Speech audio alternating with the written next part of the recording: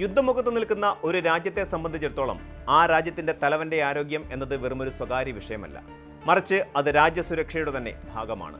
Israel പ്രധാനമന്ത്രി Benjamin Netanyahu കഴിഞ്ഞ ദിവസം നടത്തിയ വെളിപ്പെടുത്തലുകൾ അന്താരാഷ്ട്ര രാഷ്ട്രീയത്തിൽ വലിയ ചർച്ചകൾക്കാണ് വഴിമരുന്നിട്ടിരിക്കുന്നത്.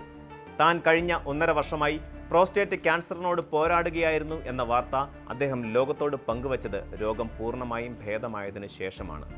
എന്നാൽ ഈ രോഗവിവരം ഇത്രയും കാലം അതീവ രഹസ്യമായി സൂക്ഷിച്ചതിന് പിന്നിൽ രാഷ്ട്രീയവും കൃത്യമായ സൈനികവുമായ കാരണങ്ങളുണ്ടെന്ന് നെതന്യാഹു വ്യക്തമാക്കുന്നു. ശത്രുരാജ്യമായ ഇറാൻ ഈ വാർത്തയെ തങ്ങൾക്കെതിരെയുള്ള ഒരു പ്രചാരണ ആയുധമാക്കി മാറ്റുമെന്ന ഭയമാണ് ഈ രഹസ്യ സ്വഭാവത്തിന് പിന്നിലെ പ്രധാന ഘടകം. ഒരു വശത്ത് മിസൈലുകൾ കൊണ്ടുള്ള യുദ്ധം നടക്കുമ്പോൾ മറുവശത്ത് മാനസികമായ യുദ്ധമുറകളിലൂടെയും വ്യാജ വാർത്തകളിലൂടെയും രാജ്യത്തെ തളർത്താൻ ശത്രുക്കൾ ശ്രമിക്കുമെന്ന തിരിച്ചറിവാണ് നെതന്യാഹുവിനെ ഈ തീരുമാനത്തിലേക്ക് നയിച്ചത്.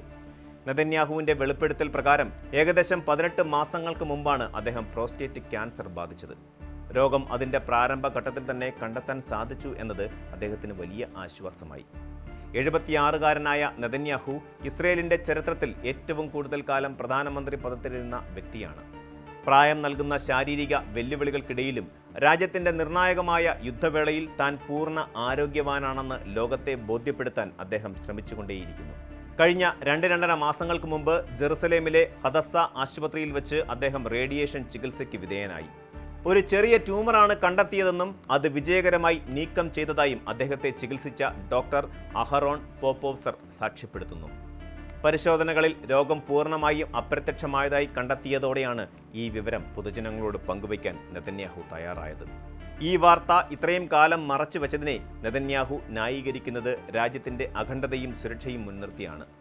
ഇറാനുമായുള്ള യുദ്ധം അതിന്റെ ഏറ്റവും തീവ്രമായ ഘട്ടങ്ങളിലൂടെ കടന്നു പോകുമ്പോൾ പ്രധാനമന്ത്രി അവശനാണെന്ന വാർത്ത പുറത്തു വരുന്നത് സൈന്യത്തിന്റെയും ജനങ്ങളുടെയും ആത്മവീര്യത്തെ ബാധിക്കുമെന്ന് അദ്ദേഹം കരുതി. യുദ്ധകാലത്ത് ഒരു ഭരണാധികാരി ശാരീരികമായി തളർന്നിരിക്കുന്നു എന്ന അറിവ് ശത്രുക്കൾക്ക് നൽകുന്ന ആവേശം ചെറുതൊന്നുമല്ല. ഇത് കേവലം രോഗത്തെക്കുറിച്ചിട്ടുള്ള വാർത്തയല്ല, മറിച്ച് ഇറാന്റെ പ്രൊപ്പഗണ്ട മിഷനറിക്ക് നൽകുന്ന വലിയൊരു ഇന്ധനമായി മാറുമായിരുന്നു. ഇറാൻ ഈ വാർത്തയെ പെരുപ്പിച്ചു കാണിക്കാനും ഇസ്രയേൽ ഭരണകൂടം തകരാൻ പോകുന്നു എന്ന തരത്തിലുള്ള വ്യാജ പ്രചാരണങ്ങൾ നടത്താനും സാധ്യതയുണ്ടെന്ന് അദ്ദേഹം മുൻകൂട്ടി കണ്ടു.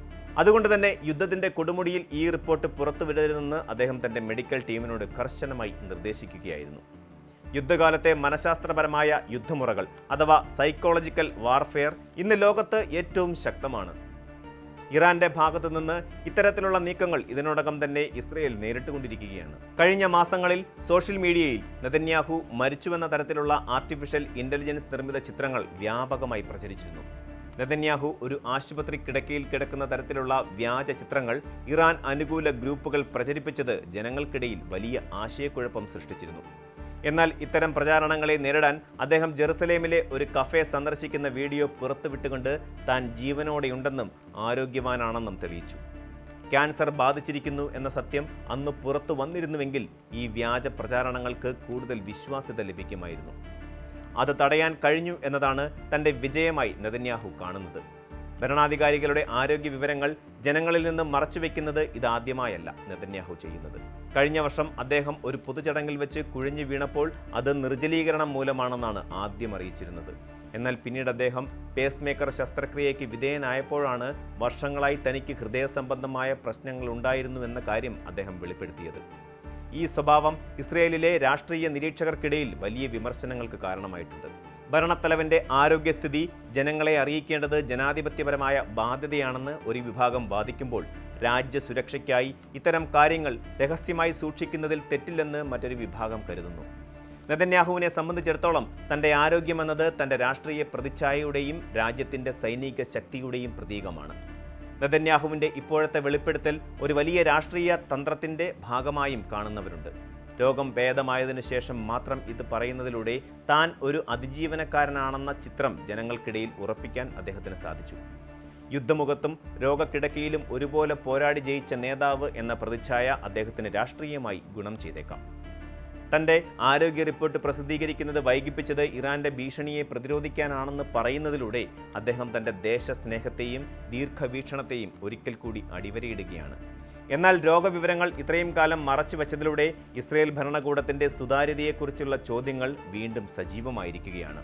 ഭാവിയിൽ ഇത്തരം സാഹചര്യങ്ങൾ എങ്ങനെ കൈകാര്യം ചെയ്യണമെന്നതിനെക്കുറിച്ച് ഇസ്രയേൽ പുതിയ നിയമനിർമ്മാണങ്ങൾക്കും ചർച്ചകൾക്കും ഈ സംഭവം വഴിയൊരുക്കും. ഒരു പ്രധാനമന്ത്രിയുടെ സ്വകാര്യതയും രാജ്യത്തിന്റെ സുരക്ഷയും തമ്മിലുള്ള അതിർവരമ്പുകൾ എവിടെയാണെന്നത് ഇന്നും തർക്കവിഷയമാണ്. നെതന്യാഹു ഇപ്പോൾ പൂർണ്ണ ആരോഗ്യവാനാണെന്ന് അവകാശപ്പെടുമ്പോഴും യുദ്ധത്തിന്റെ സമ്മർദ്ദവും പ്രായവും അദ്ദേഹത്തിന്റെ പ്രവർത്തനങ്ങളെ എങ്ങനെ ബാധിക്കുമെന്ന കാര്യത്തിൽ ആശങ്കകൾ നിലനിൽക്കുന്നു.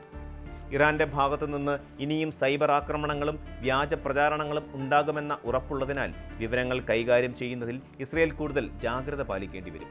ചുരുക്കത്തിൽ ബെഞ്ചമിൻ നെതന്യാഹുവിന്റെ ക്യാൻസർ രോഗവും അത് മറച്ചുവെച്ച രീതിയും ആധുനിക യുദ്ധതന്ത്രങ്ങളുടെയും രാഷ്ട്രീയ തന്ത്രങ്ങളുടെയും ഒരു നേർചിത്രമാണ്.